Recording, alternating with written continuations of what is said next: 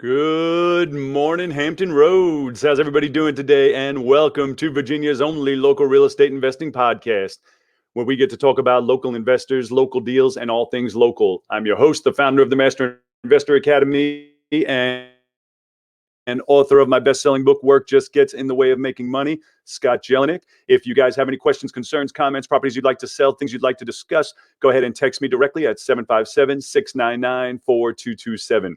That's 757-699-4227. So how is everybody doing today?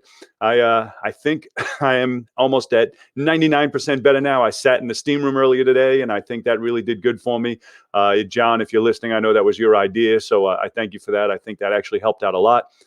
I have a couple things I wanted to discuss with you today. I know some of you guys, and the market is insane right now. I posted an article this morning about how we have more real estate agents today in the country. So this isn't just our local market, but in the overall United States, we have more real estate agents than we have listed properties, meaning there's more than one agent per every property that's listed.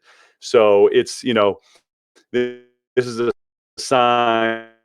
This is a sign of things that are going on right now. And I remember back in 2004, 5, 6, and 7, where it was the same way. It was like everybody, regardless, they could work at a tanning salon. It didn't matter. They could work wherever they worked. They were also getting their real estate license because everybody was hearing about all the money everybody's making in real estate. And it's the same way with real estate investors right now. Everybody and their brother's a real estate investor. The fact of the matter is, the market is really good, but it all comes down to work. You still got to do the work. The average, and I don't know, I didn't read this in this current article, but I know a few years ago I read the average real estate agent makes an income of $30,000 a year. Now, it's probably significantly less right now based on the amount of agents. And that's an average. And that's including the people who are doing great and making $500,000, $600,000, $700,000 a year.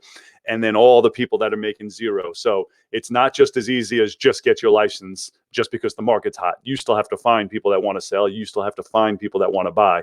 Just getting your license doesn't do anything for you. No different than just becoming a real estate investor. Doesn't do anything for you unless you're out there doing your marketing, going on appointments, getting leads, and working the business. So what I wanted to talk to you guys about today, I got a phone call this morning from one of my coaching partners, and he's working a deal right now where the owner agreed to owner finance him. So I want you to follow me on this because we're going to talk about sub-twos in a minute. I guess I'll talk about it today too, to incorporate it into the same conversation.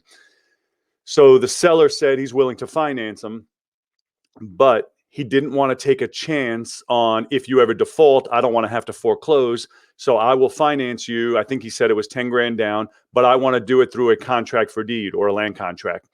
And so he called me and he was asking me, is this a good deal, or what's the upside downside?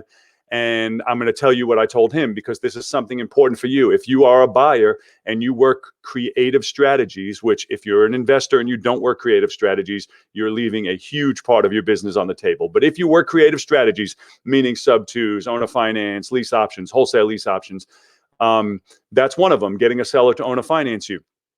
But the seller wanted to sell with a land contract and not doing an actual closing where the deed changed. And so this is an interesting subject for me to talk about, because you guys know the way I sell all of my not all of my wholesales or retails, but my slow flips, I sell them all through land contracts, through contract for deed. So on the one hand, I'm saying, yes, I sell that way. I sell on a 30-year, and if they default, I don't have to do a foreclosure. I just do an eviction. But on the other hand, as an investor, if I'm buying, I will not buy on a land contract. I will only buy if there's an actual closing and the deed changes hands. And let me tell you why. First of all, it's 10 grand down, and he's going to renovate the property, and he's going to be responsible. I believe this one is a duplex, so now he's going to be responsible for 2 tenants in there. And let's say the seller is a great guy and he's legit and everything about him is up and up. So let's forget the other 50% of possibilities where he could be scamming or he horrible credit or all this stuff that could happen. Let's say everything about him is awesome.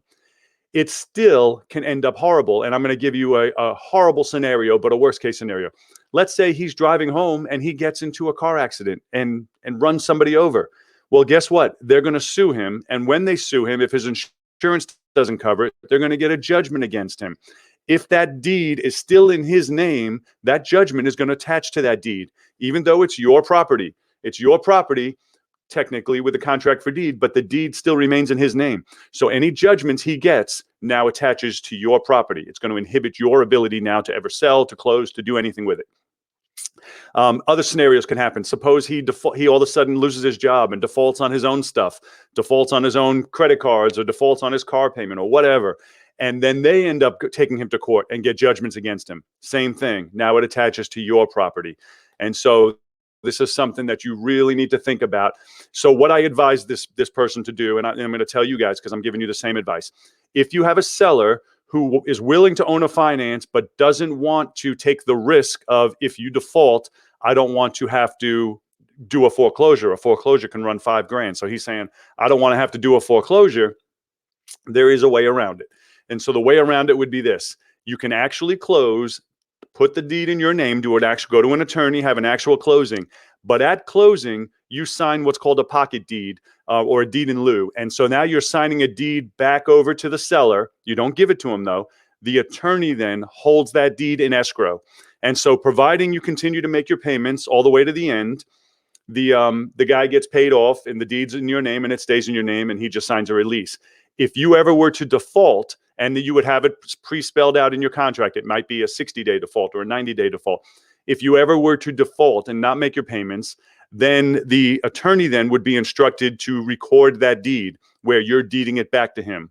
And now all he has to do is do a regular eviction. If it's a single family, in this case, it's a duplex. So he would go back over, take possession, and tell the tenants to start paying him. And there is no foreclosure process. So that's one way around it. Second thing I wanted to tell you, well, I'm going to talk about sub-twos in a second too. So, I sell, excuse me, I sell on land contracts. All of my slow flips are sold on land contracts. Every now and then I will have a tenant buyer who says, well, I want the deed in my name. I'm going to spend 20 grand, 30 grand, 40 grand renovating. And I'm nervous, same reasons I'm telling you right now. I'm nervous that the deed's not in my name and I don't want to spend that much money on it until I know I'm secure. I will, excuse me, I will agree to it, but I require them to give me an extra $5,000 down. The reason for that is that's how much it would cost me if they ever default. So if they agree, I'll give you another $5,000 down on the property. I will agree to do an actual closing. They pay the closing cost, do an actual closing. The deed then goes in their name. And now I am just a mortgage company, which is how I like to be anyway. So I've done it with several of my tenant buyers and I don't mind at all. If they agree to the extra $5,000, I will do a closing and put the deed in their name. And now they are just a mortgage holder. The last thing I wanted to touch on with you is sub-twos. We're not going to have a whole sub-two conversation, but I want to tell you the same thing with, I was talking about, I would sell on land contracts, but I wouldn't buy on a land contract. The same holds true for sub-twos. So for those of you who don't know, and we're not going to get into it today, but sub-twos are just buying a property subject to the existing financing, meaning the deed gets transferred into your name, but the mortgage stays in the original person's name, and you continue to make the payments on it, even though the statement's going to come in their name. So the same thing applies with that. I love sub-twos, and I would buy a house subject to the existing financing, but I would never sell a house subject to the existing financing. And let me explain to you why. So when you buy a house now, the person you bought it from, it's on their credit still, and now you're going to make all the payments on it. You have all the benefits and burdens of ownership. And if you ever were to default, it would go on their credit. And this is why it's important that you maintain and make sure it's always taken care of properly. If you were to get a mortgage in your own name and sell it sub-to, now you basically are in the opposite position. You have no deed. The person you sold it to has the deed. They own the property. But if they default, it ruins your credit. And so this is why I always tell people, I say, I love sub-twos and I will buy sub-twos all day long, but I would never sell sub-two. Now, mind you, I might wholesale a sub-two, meaning I got a contract on it sub-two and I'm selling it then to someone else, but the mortgage isn't in my name. But I would never get a mortgage in my name and then sell it to somebody sub-two. I hope this makes sense to you guys and everybody's clear and understands it. If you have any questions, feel free to text me 757-699-4227. I hope this information helps you. If you have not done so already, go ahead, subscribe to this channel, click the like button. I really appreciate you guys doing that so that I do know that you're out there and you are watching. And if you know anybody that would benefit from this information, go ahead and share it with them.